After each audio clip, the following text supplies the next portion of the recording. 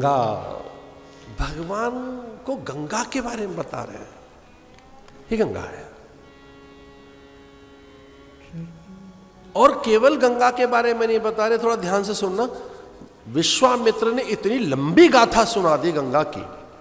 पूरे भ्रमण काल में जब से अयोध्या से निकले हैं, राम लखन गुरुदेव के साथ लंबी वार्ता हुई नहीं कोई, सूत्रबद्ध संकेतबद्ध।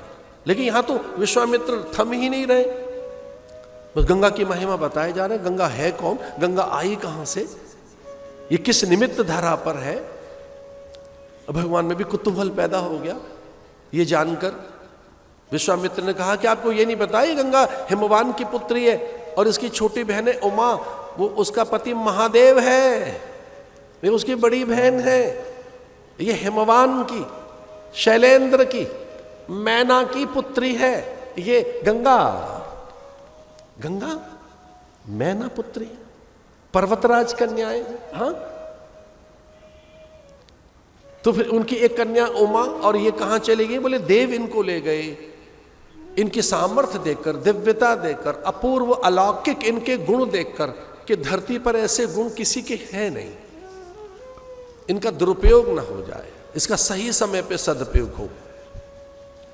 तो किसी भी स्त्री के सामने जब वो गंगा खड़ी हो जाती तो कोटाधिक उनमें ऊर्जा का संचार होता। तो जरा ध्यान से सुनिए, एक स्त्री के अंदर जितनी ऊर्जा होती है उस 1 करोड़ गुना गंगा में होती थी उस समय।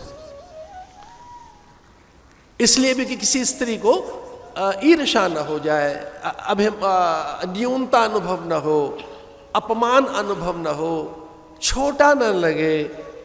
गंगा में 1 करोड़ अधिक सामर्थ्य, शक्ति गंगा।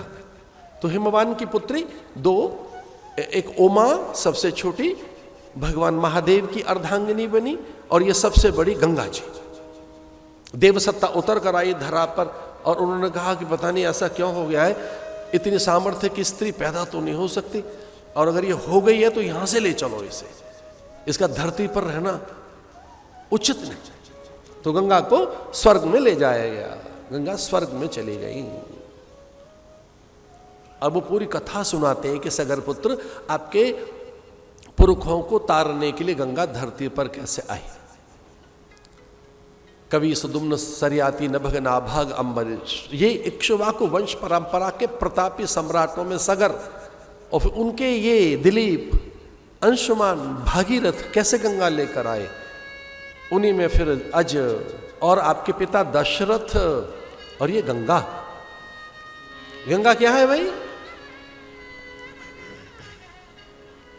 रामायण में कितनी अद्भुत बात लिखी है,